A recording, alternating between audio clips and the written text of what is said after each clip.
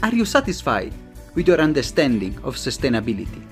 If you are not, imagine a journey together, a pluralistic one, with academia, innovators, startups, NGOs, all looking for solutions to the greatest challenge of our time. My name is Samuele Tini, and this is the Sustainability Journey. Welcome to a new episode. Today, we are going to meet a change maker, somebody who has been a successful entrepreneur working in sustainability. And also, I've learned from his name, had a predestination of being a sustainability leader. So I'm really proud to welcome to the sustainability journey, Maurits Groen. I hope I pronounced it correctly in my poor Dutch. Thank you so much for being here. You have been at the forefront of sustainability for many years and working really to foster change in our plan, in our businesses. But before that, we want to ask our guest our usual question. Who is Maurits? What is your sustainability journey? Which are the key milestones in your journey towards in sustainability field? The journey started a long time ago, actually, since I was 7, 8 years old.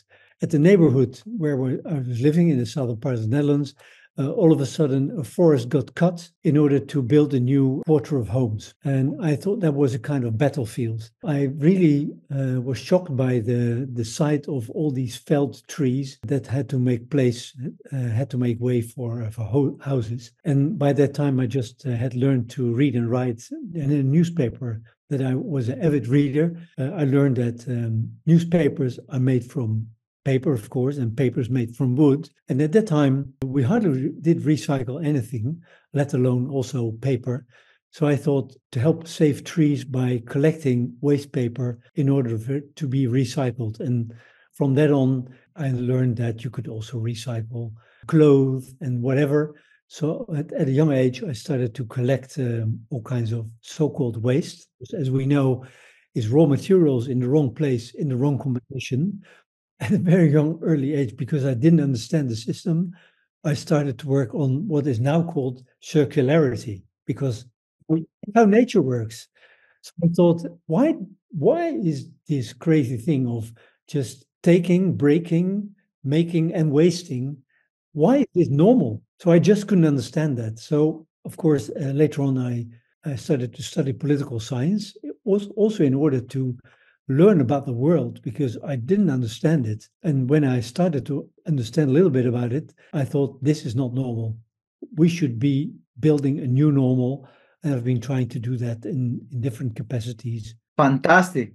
Wow. And that is, you can see from early age now, your work and your journey has been a transformational one. And we will discuss about some of your work and some of your remarkable achievement. One of them, one of the notable projects, it is the WakaWaka Foundation, which was about solar solution, especially to underdeserved community. Why you have focused on that, and which are the impacts and how you have developed that work? Well, actually, as you know, still with 8 billion people in the world, there's almost a quarter that is not connected to the power grid. So people, for light, and especially in the southern hemisphere, there's hardly any dusk. The night falls within half an hour. Many people have to rely on kerosene, which is a toxic fluid effect that they have to set fire to in order to have at least a little bit of light. Very dangerous, both for their health, for the environment, but also for fires. So a lot of, especially children, die every day. Hundreds of children die in fires, and many more even get maimed for life because they have the scars of severe burns when kerosene light topples over. Whereas also these people are living in an environment where there's a lot, in Africa, for example, there's a lot of sunlight, and you can transform that light into power. So together with a companion, I founded WakaWaka, which is Swahili for shine bright, which is a very small mobile phone size and mobile phone weight solar light that can also charge mobile phones and also can charge the fan for an efficient cooking stove, which I also later on founded a foundation that will help people that now have to cut trees in order to cook their meal. that they can do so in a much more efficient way, not using wood, not using charcoal, but pellets made compressed from agricultural waste. So you solve a waste problem. You don't have to cut any more trees anymore, and people don't have to spoil their health by cooking on fires that's very inefficient. Inefficient fires, very polluting fires, also pollute people's lungs. So that's a kind of way that you can solve many problems at the same time. Fantastic. It's really important.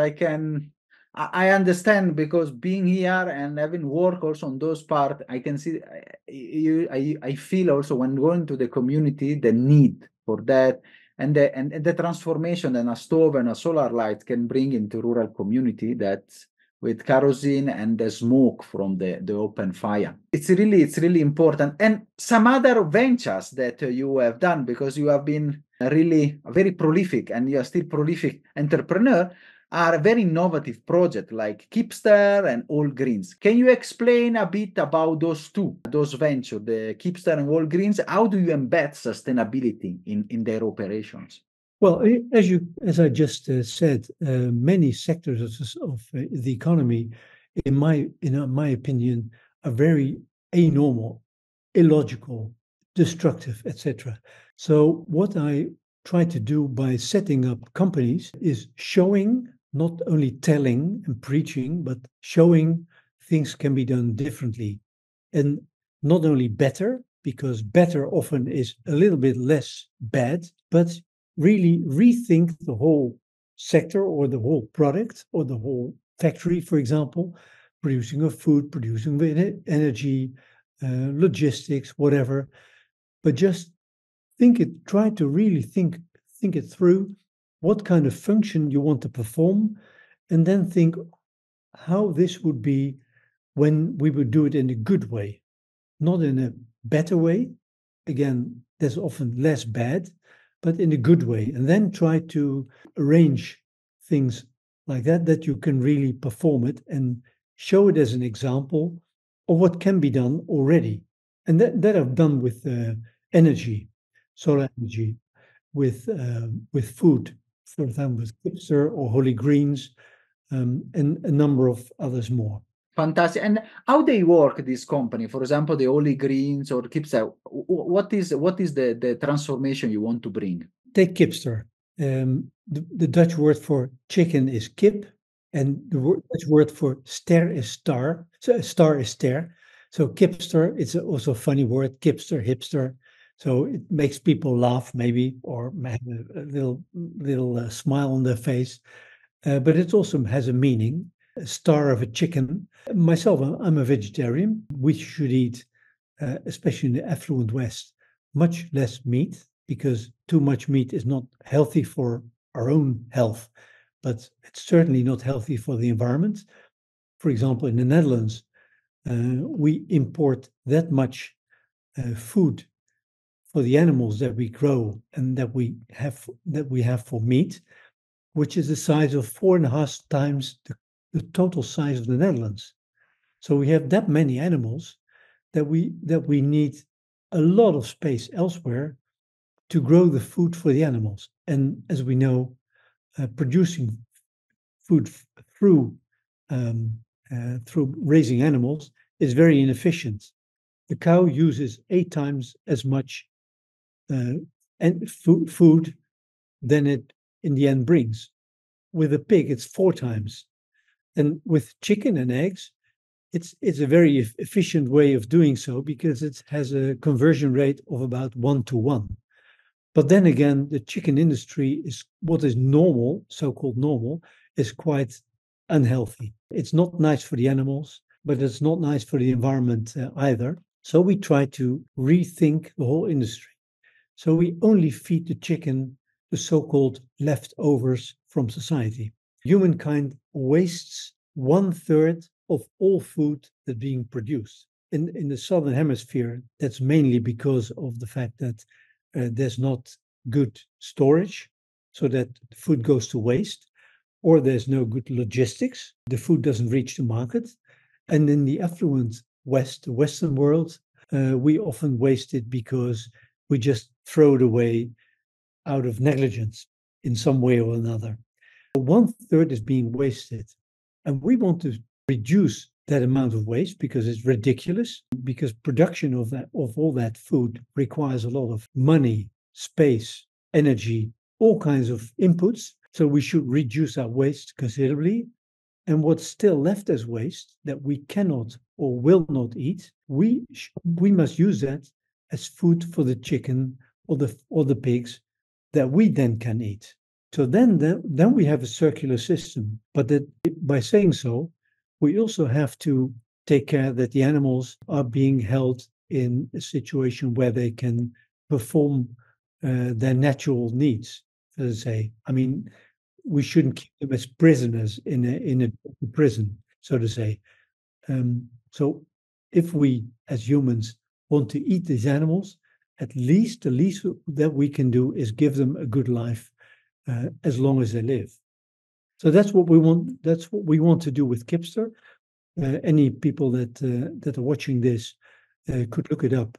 It's called Kipster, KIPSTIR.com, Kipster.farm. And the same holds true for Holy Greens.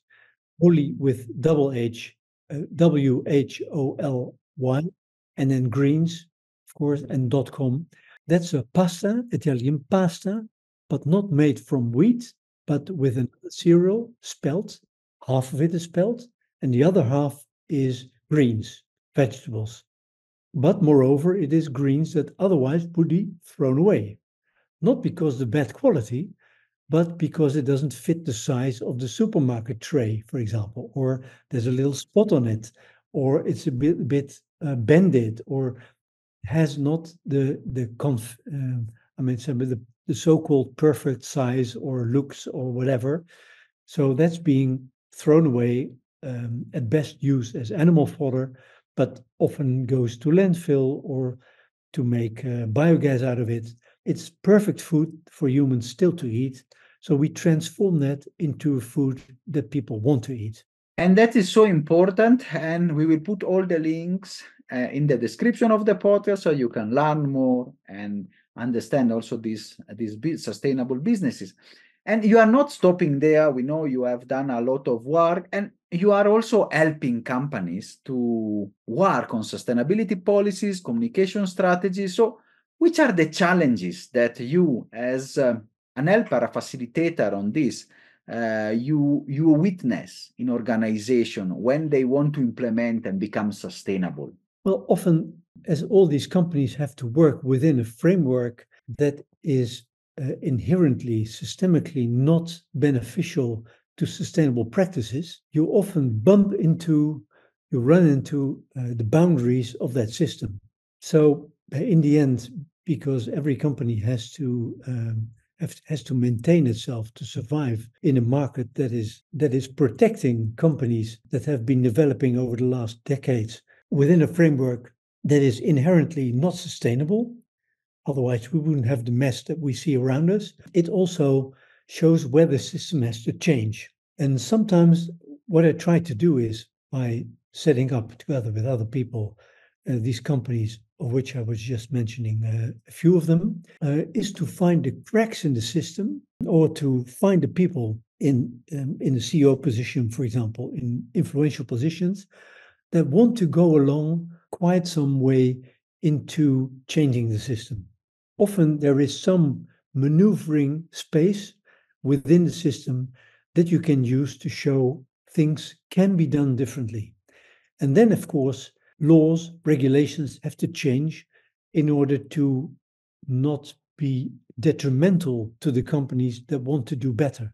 Because often that's the case. The people that want to innovate, the people that want to invest in more sustainable practices, they stick their neck out, but they run into the limitations of the present situation, of the present system that has evolved over years. Instead of, I said it, building a lot of hindrances for those companies, we should help them to at least have a level playing field, so that governments are not hindering, but helping companies that actually want to realize, to execute the goals that governments have set, because governments can only have set rules and try to enforce them, but they don't build roads themselves. They don't build products themselves. They don't grow food themselves. So it's companies that do that, and they should therefore help companies that want to do better than the present system is able to perform. And it's very interesting. And subsequent to that, since when you have met and done many businesses, you have also helped company, which is something that Maurits it's really proud of. Can you give us a success story or a case that makes you proud? Well, proud. I'm really glad that I'm in a position to be able to contribute a little bit in that respect.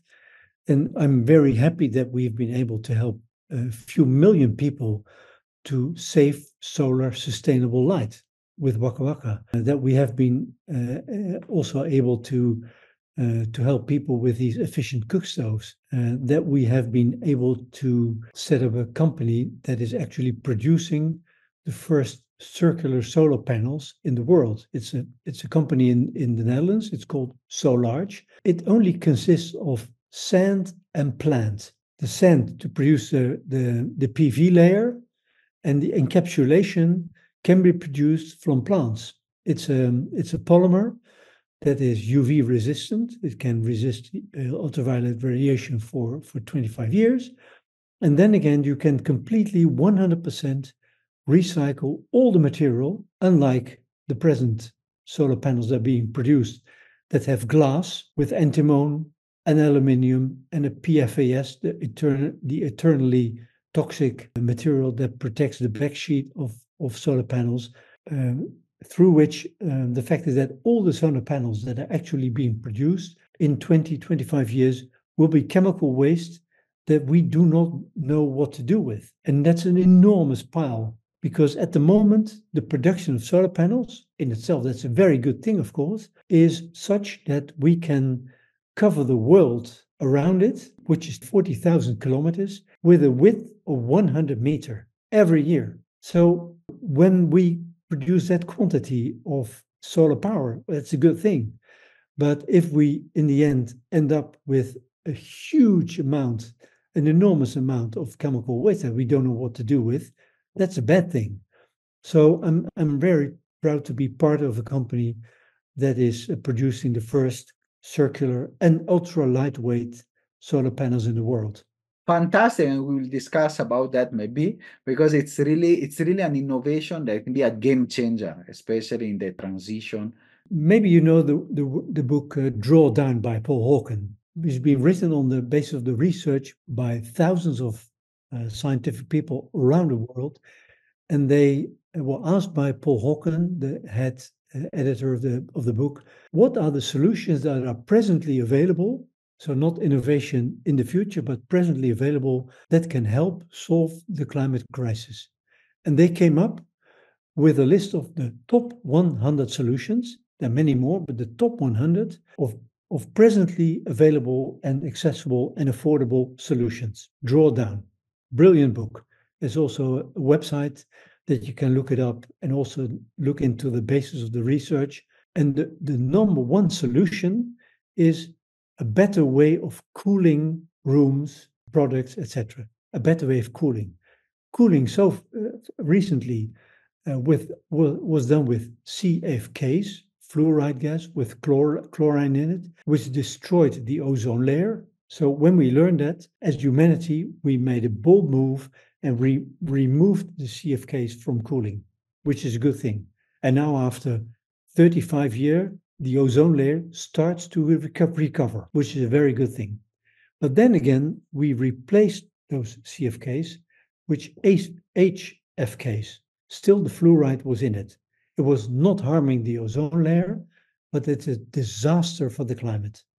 The global warming potential of these new cooling agents are sometimes 10,000 times as bad as CO2. And when you take into consideration that 1.7 billion air conditioners are around on the planet, and the climate gets hotter and we get more wealthy, so the International Energy Agency is predicting that within 25 years' time, we will have tripled the number of air conditioners. So that will be 3 times 1.7 billion, which is a disaster because they require a lot of power. At the moment already, 10% of all power being produced globally goes to cooling.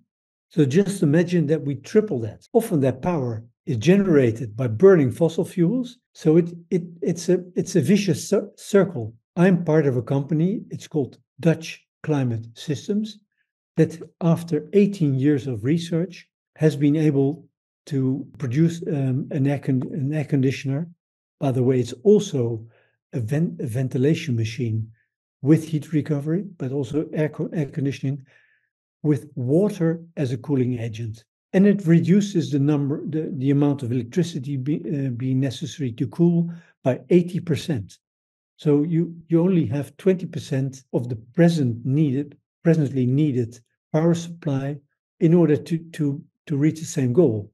So and again, like with the solar panel, also this product is 100% recyclable. It's an innovation that's really a huge leap in the development of the product that can deliver the same service, but without all the harm that is now being done by the devices, the equipment that we now are being producing on a global scale in enormous numbers. These are companies. It's not my achievement. I mean, I can boast about it, but I'm really very happy that I can at least contribute to those companies, bring them onto the market, bring them under the attention of legislation, bring them onto the attention of media and consumers, etc., because they can really make a difference. And it's really important, and I really like that's also in the sustainability journey. We bring voice to change makers, people that with technology there, they are showing that solutions are there, and then we just need to scale them and work and transform also the way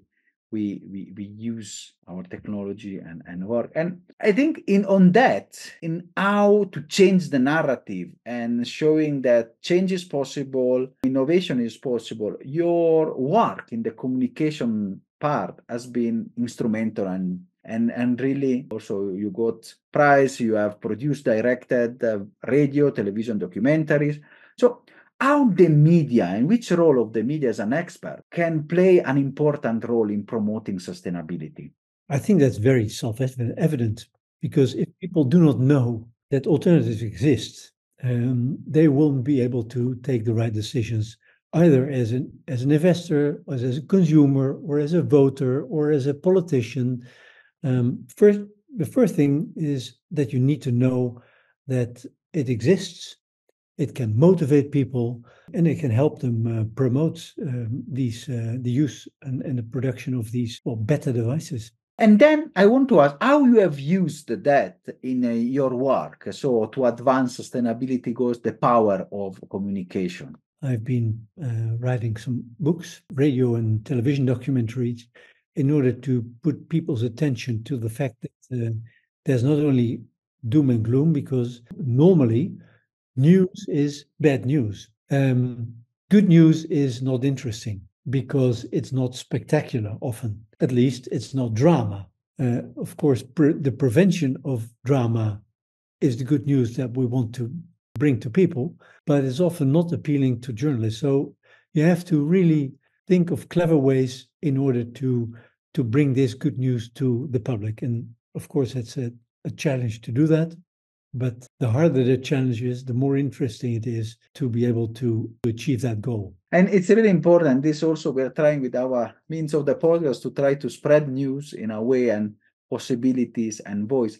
And looking ahead, I want to ask this question, since you're still working in this wonderful innovation we've discussed, which are your prediction also for the future of sustainability, especially in this great divide and polarized position that we witness every day on the media, on the political side, which are also the contribution of people on how to instead of divide, to bring together and reach finally this objective. There was an American writer by the name of Buckminster Fuller who said that the best way of fighting a system that you want to get rid of is not fighting it, but coming up with a better solution. and showing people the perspective, the better alternative, and to take them along and to make them enthusiastic, win them as supporters. Again, the best way of fighting the old system is coming up with a better one. And it's really a good one. Sometimes to fix something that is broken is very difficult. So we need something completely new. And talking about that, now we are going towards the end of the episode. And really, I want to ask from this, if you have to distill your knowledge and your experience of entrepreneur, which are the lessons that you have learned in driving sustainable change and driving social entrepreneurship that you can share with our audience as an advice for somebody that wants to walk the same path as Maurits? I want to be modest here, but what I've learned for myself is, like I said, when you want to make a change in the system, try to look where your own capacities and where your own passion is. Try to apply that to a sector or a product where your heart lies, and then stick to that and never give up. For example, with the Kipster, it was impossible as a political scientist to sell dozens of millions of eggs to the biggest supermarket chain in the whole of the European Union without even having one single chicken. It was very hard. We had an idea. We didn't have the money. We didn't have a barn. We didn't have anything. We just had the idea of a new system that should be there.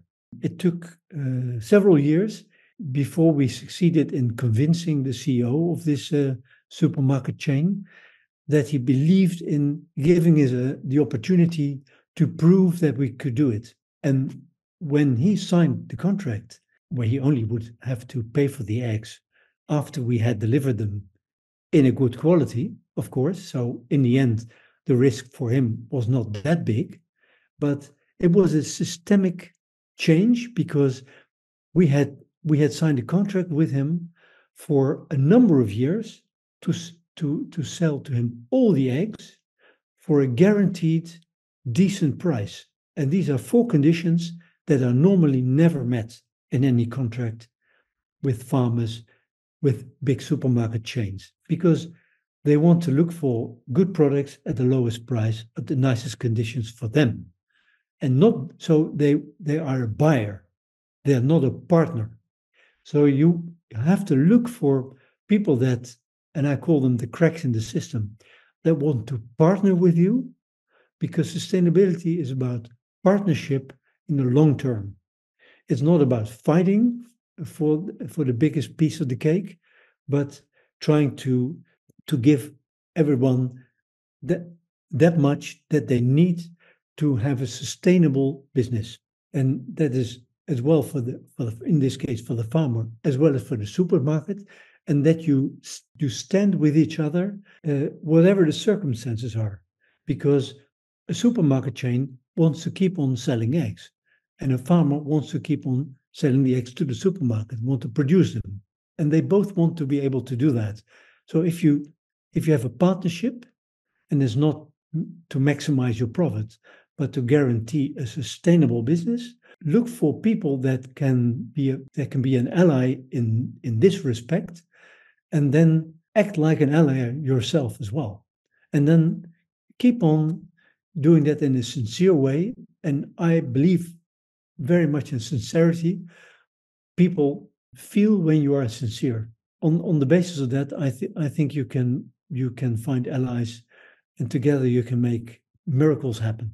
Fantastic. No, thank you so much. And it's really an important lesson, and to bring together this allyship and working together towards a common goal, which is not often the case. In the business as normal, everybody is trying to tighten from their side, and then there is no a common goods perspective. So I really want to thank you so much, Maurits, for this wonderful episode. It has been a pleasure and honor having you at the journey.